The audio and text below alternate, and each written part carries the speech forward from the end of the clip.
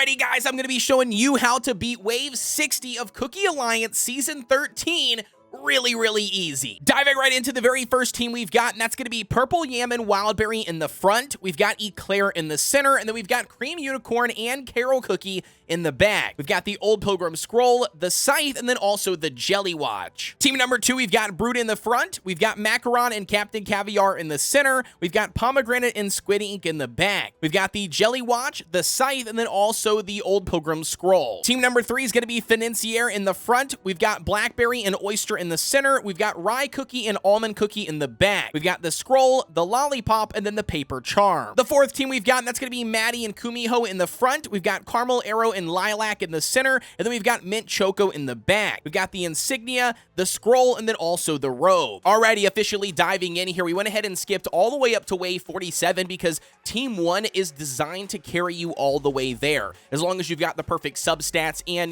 toppings, you should have no problem. Like I said, we got up to Wave 47 utilizing just Team 1.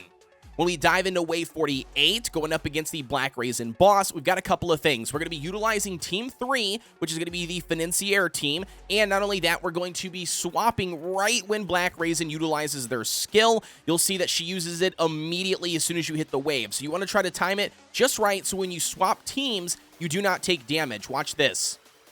Here we go. You swap right there. Boom, look at that. She utilizes her skill immediately. Nobody took any damage because we team swapped. And then from here, we're just going to let Rye and Blackberry pretty much just destroy her health. So there it is. Now in 9 seconds, we're going to go ahead and swap to Team 1.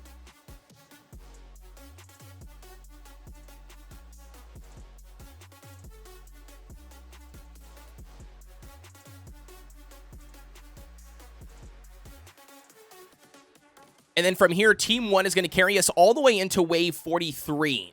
Again, like I said, this team is designed really strong as a tanky front line that also still offers a decent amount of damage. And utilizing Purple Yam here, especially with their Magic Candy, just makes them absolutely busted for Cookie Alliance.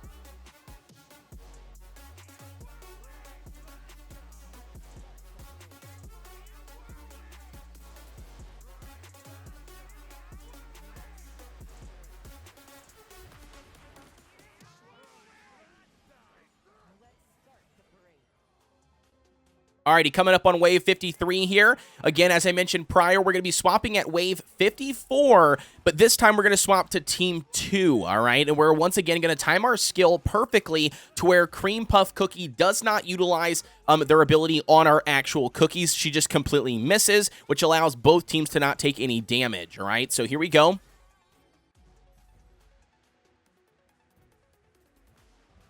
Here it is, 54. You wait. She's about to use her skill in the white bar, and now, boom, there you go. Look at that. Nobody took any damage. Easy peasy. Team 2 just completely bops her and just does an insane amount of damage to get rid of her really fast.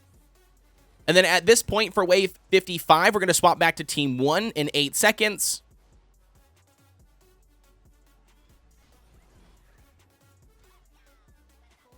There we go. And then we're going to run Team 1 on Wave 55, but Wave 56... we're actually going to swap over to Team 5, which is going to be our attack speed comp. That's specifically designed to go and counter against Mango Cookie boss stage on Wave 56 of Cookie Alliance Season 13. Here we go. We immediately swap because it doesn't matter when you actually swap to it. You actually want to be there a little bit earlier so you can hopefully DPS Mango really fast. And then for Wave 57... we're actually going to be swapping back to Team 1. So there you go. Before you even see anything in the wave is fine. This is going to be a boss stage. Again, this is kind of like a really tanky round. A lot of times, people run into an issue where too many cake hounds get spawned, and it just takes you forever to kill them. But at the end of the day, it's more of like a healing round in my opinion. You just pretty much are going to be tanking them until you can end up killing the boss and killing the K counts. It might take you a little bit longer, but your full team should be at health or full health by this point, because again, like I said, it does take a little bit of time, but it does allow your healers to get caught up. So, and they don't do terribly too much damage, which is also really nice.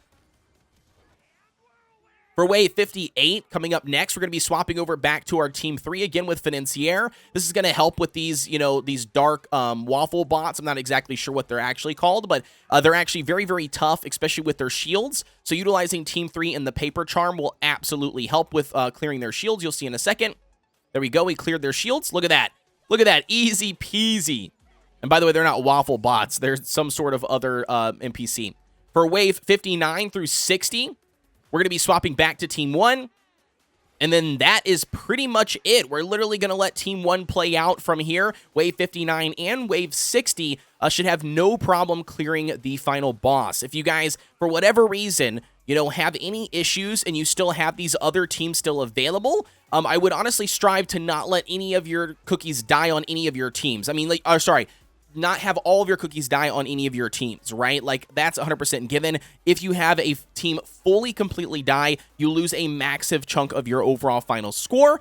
So as long as you are safe on that note, you can, if you run into a snag where maybe your main team 1 doesn't make it through wave 59, because these guys do hit really hard, and you might lose a couple of cookies, I would honestly advise to swap to team 2 or even team 5 to just kind of hopefully chip away at the boss as much as possible. Again, try not to let your entire team die, but that could be a strategy if for whatever reason you guys are running into issues for wave 59 and wave 60. But again, pretty much easy from here. We're just going to let team 1 play out.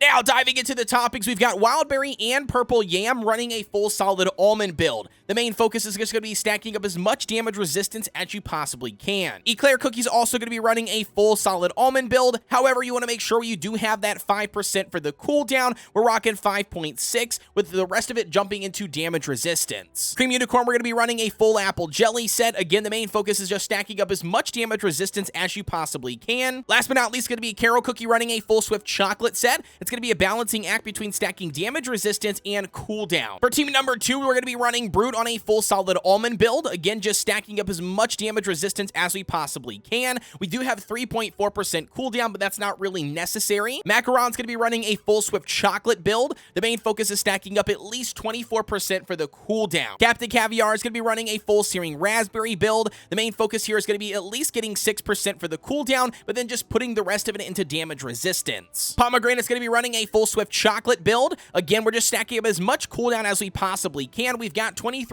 Squidding's going to be running a full searing raspberry build. Now, this one is going to be important. We want to make sure we're over 8.5%, I believe. For the cooldown, we're rocking 9.3, and then the rest of it we're just putting back into attack so they can do an insane amount of damage. Now, diving into the topics for team number 3, we've got Financier running a full Swift chocolate build. At least you want to maintain 17.3% for the cooldown, and then I would say just dump as much as you can back into damage resistance. Blackberry's going to be running a mixed build, 2 Swift chocolates and 3 searing raspberries. We've got 15% for the cooldown, and then we're just stacking up as much attack percent as we can. Oyster Cookie, we've got 2 Swift chocolates and 3 searing raspberries. You want to make sure you at least get the 11.3% of cooldown, and then the rest of it just pump back into attack so you can get the right amount of soldiers. Now, Rye Cookie's going to be running a full searing raspberry build. There's a couple of things to mention. Number 1, you want to have a decent amount of attack speed via substats. Having too low of attack speeds will not allow you to kill Black Raisin on wave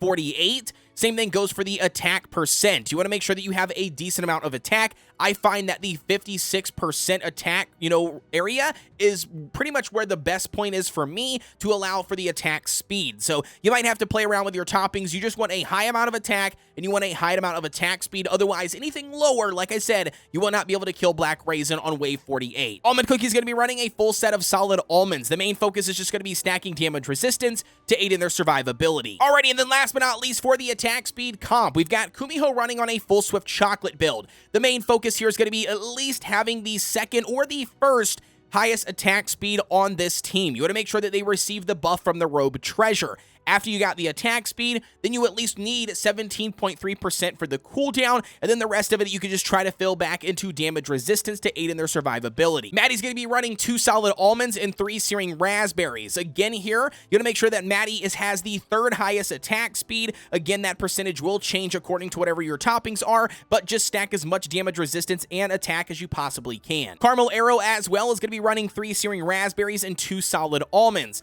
Caramel Arrow, I just make them have the highest amount of attack speed. The whole idea is to have Caramel Arrow and Kumiho have the highest attack. If one of them happened to die off, then Maddie would take the step up and get the buff from the Robe Treasure.